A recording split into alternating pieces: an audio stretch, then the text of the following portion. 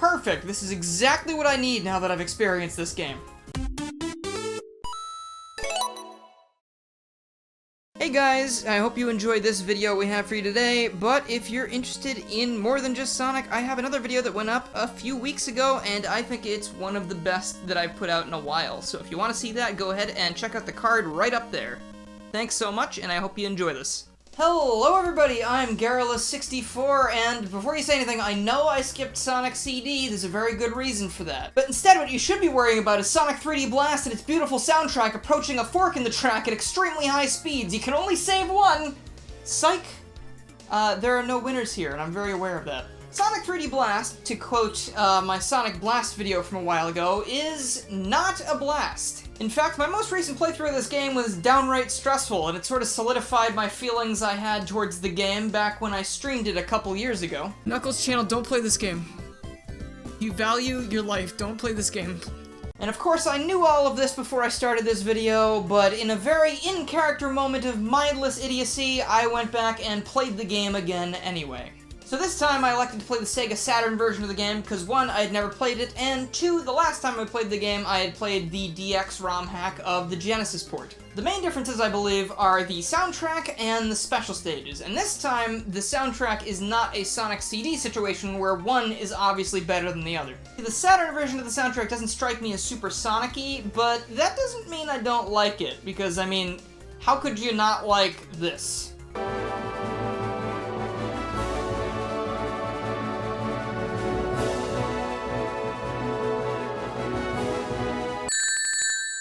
With that playing in the background can make anything feel triumphant. Almost anything.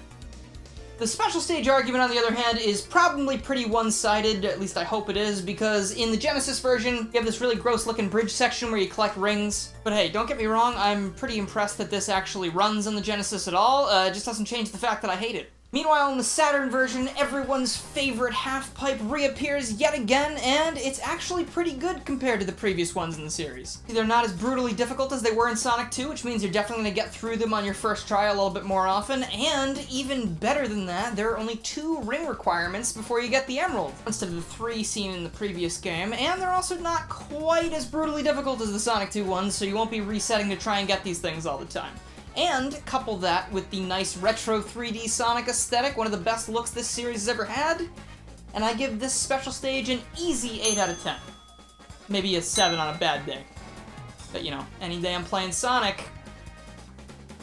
Alright, so the praise section of this video is over. We're now going to get into the part where I tear out my hair, because we're headed into the gameplay section. I just gotta remember that the sooner I get this video over with, the sooner I never have to touch this thing ever again, and that is really the only thing keeping me going at this point. Our first stage for this game is Green Grove Zone, a wide-open stage that lets you get used to how Sonic controls. Difficulty level? Why bother? So quick aside about this whole game, you might have noticed that my footage sort of looks like what happens when you hand the controller to your dad, and you have to keep reminding him to hold the direction buttons instead of pressing them down to move the character. And that is simply because this game is a nightmare in the waking world. Death surrounds you at all times in this game, and one wrong move, or just not knowing the level layouts correctly, and Sonic will lose all of his hard-earned rings, and Tails and Knuckles will refuse to associate with him any longer because he can't even afford a McChicken. Usually I'd say this isn't a big problem because the Chaos Emeralds are optional anyway, but in this game, if you get hit, you lose any of the flickies you're carrying, and they scatter like a spider in the wind. See, this is not a simple get-to-the-goal game like the previous entries in the series. Instead, you're first tasked with rescuing all the flickies that Robotnik has trapped in each act. In concept, I do like this idea because it gives you more things to do in this 3D space, but seeing as how awkward this game controls, and believe me, I know awkward, I'm the king of awkward, it just ends up being annoying at its best and a chore at its worst. You know, I play video games instead of doing chores, because chores are boring. I don't want to do the dishes.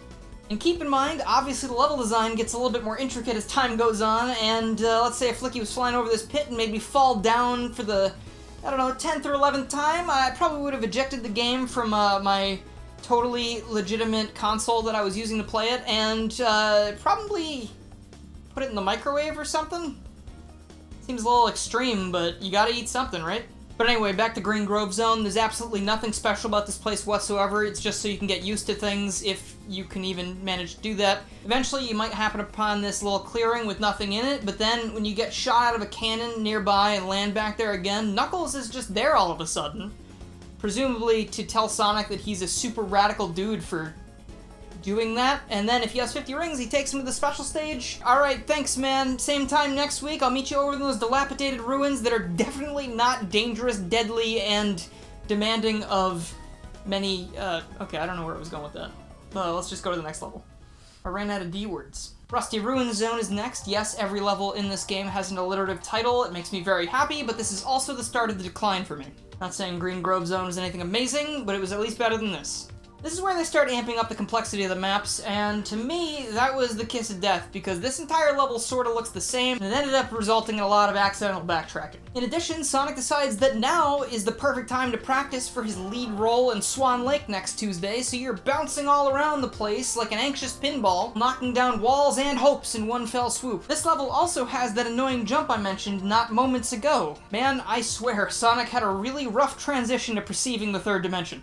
Spring Stadium Zone is next, and it looks like it would be a lot of exercise to actually maneuver in real life. Whether it be all physical exercise or an exercise in patience is up to you. Once again in this stage, you'll be bouncing around like a pinball that is really tired of this already, and in Act 2 it doesn't get any better because they start harassing you with literal clown music in the background.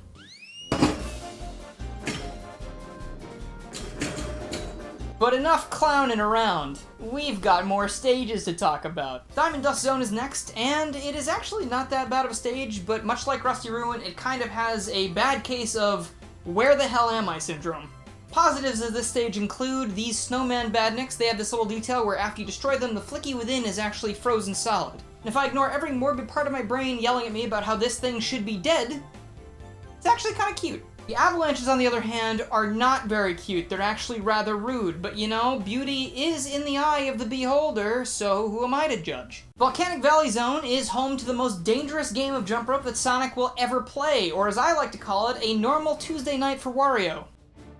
Oh my god! This stage ends up having a lot of jumps over lava pits and generic lava hazards, and despite that, I still like it a little bit more than the zone that came before it, even though it is harder to hold onto your rings than ever before. Go-Go Gadget Zone has the best music I've heard from a Sonic game in quite a while. It sort of reminds me of something you might hear in Sonic CD as opposed to all the other songs in the game that sound like they belong in a museum of fine art. Because they're fine. I hate this level though, because it's really easy to see the trouble the flickies add to the game because, you know, you can be walking along all fine and dandy and then all of a sudden you get hit and you need to run around and collect the boys, but then you get hit while you're trying to collect them, and then you can just rinse and repeat multiple times until you kind of wish you could strand your Sega Saturn on Saturn so you don't have to deal with it anymore. And if it seems like I'm rushing through this game, Sonic Rush pun I guess, it's because I am. I don't like this game at all, and I cannot just skip it because people will never stop asking me about it. So with that, we're gonna segue into Panic Puppet Zone.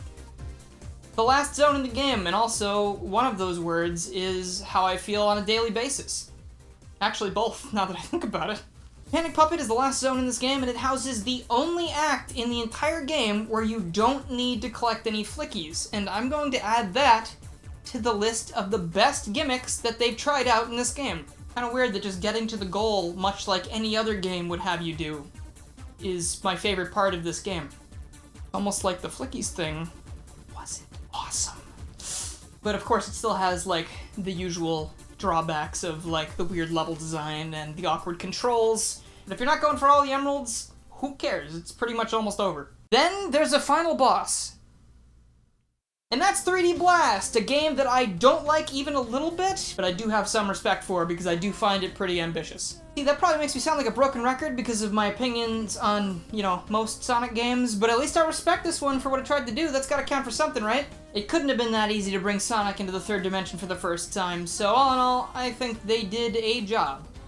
That doesn't resonate with me super well, but if it's all the same to you, I'm gonna go and play the more well-known first 3D Sonic game. Yeah, man.